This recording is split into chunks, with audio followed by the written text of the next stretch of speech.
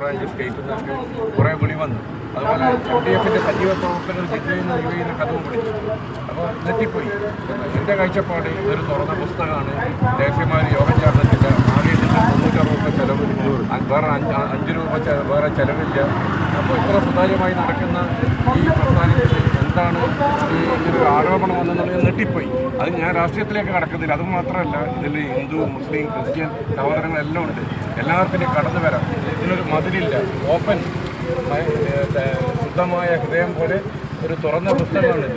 അപ്പോൾ അതിൻ്റെ സംഘാടകരിൽ ഉന്നതനായ ബ്രാൻഡ് അംബാസഡറായ കളത്ത് നമ്മുടെ അറക്കൽ ബാവ ലോങ് ടൈം ബാക്കിൻ്റെ ഫ്രണ്ടാണ്. സോഷ്യൽ മീഡിയയിൽ അബുദാബിയിലുണ്ടായിരുന്നു. ഞാൻ നാട്ടിൽ തന്നെ ഒരുപാട് നമ്മൾ കമ്മ്യൂണിക്കേറ്റ് ചെയ്തിട്ടുണ്ട്. പ്രതികരിക്കണം.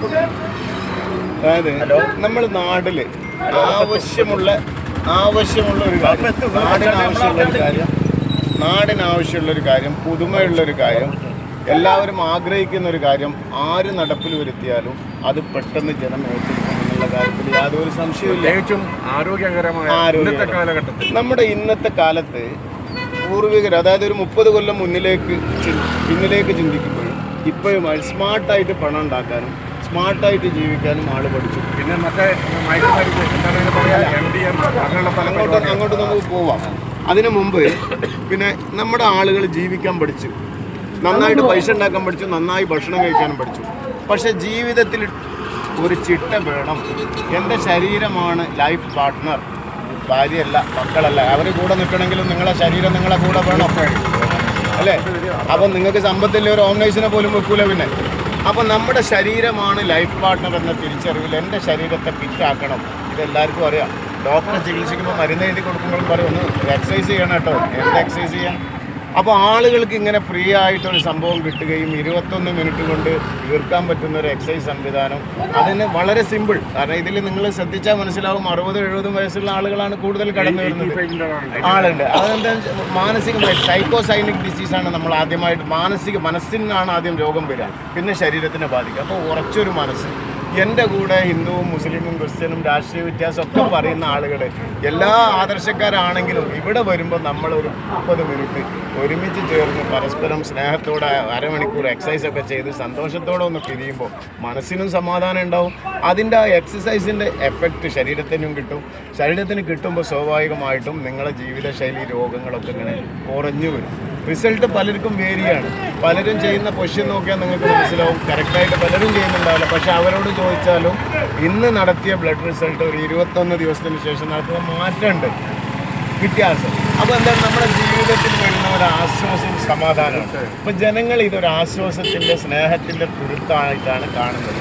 നമുക്ക് പ്രത്യേകിച്ച് കേരളം പോലൊരു സ്ഥലത്ത് വിഭിന്ന ആശയങ്ങൾ വളരെ ശക്തമായി വേരോട്ടുള്ള ഒരു സ്ഥലത്ത് എല്ലാവർക്കും ഒരു രാഷ്ട്രീയ പൊതുബോധമുള്ള ഒരു നാട്ടിൽ പുതുതായ ഒരു ആശയം എങ്ങനെ കടപ്പുറത്ത് വിതറാൻ പറ്റുമെന്ന് X7-ൽ വരുന്നവരോ വിശേഷ ബുദ്ധിയുള്ളവരോ ഒരിക്കലും പറയുന്നു.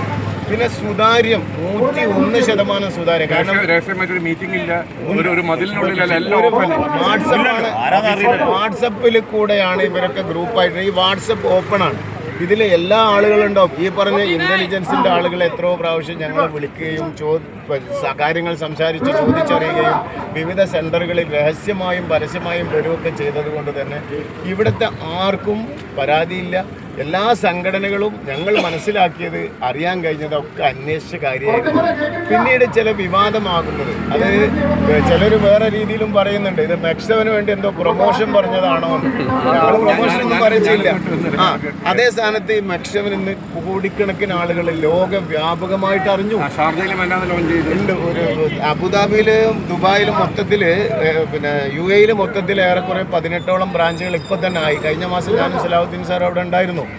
ഇത് യോഗയും എയറോബിക്കും ഫിസിയോതെറാപ്പിയും ഡീപ്പ് ബ്രീത്തിങ്ങും അക്യുപ്രഷറും മെഡിറ്റേഷനും മസാജിങ്ങും ഒക്കെ അടങ്ങിയിട്ടുള്ള സിമ്പിളായിട്ടുള്ള 21 എക്സസൈസുകളാണ്. ഇതിവിടെ പാരമ്പര്യമായിട്ട് ചെയ്തു പോരുന്ന എക്സസൈസ്, പുതിയ കണ്ടുപിടുത്തമല്ല.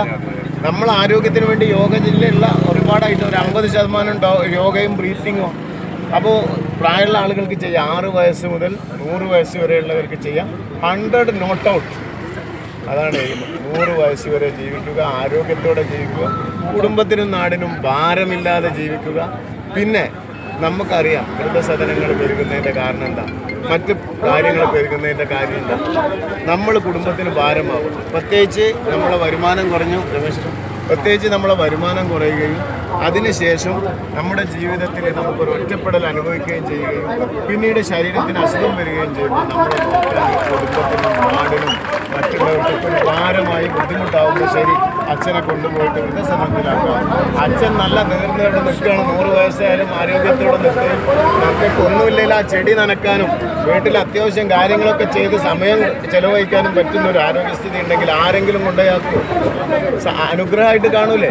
അപ്പം നമുക്ക് ഇനി ഈ നാട്ടിൽ ജീവിക്കണമെങ്കിൽ, ആരോഗ്യത്തോടു കൂടി ജീവിക്കണമെങ്കിൽ, മക്കൾക്കും കുടുംബത്തിനും ഭാരമാവാതെ ജീവിക്കണമെങ്കിൽ നമ്മൾ ജീവിതത്തിൻ്റെ ഭാഗമായി വ്യായാമത്തെയും ശീലിക്കും. മെക്സവനെ സംബന്ധിച്ചിടത്തോളം സൗജന്യമായി ലോക ജനതയ്ക്ക് സമർപ്പിച്ചതാണ്.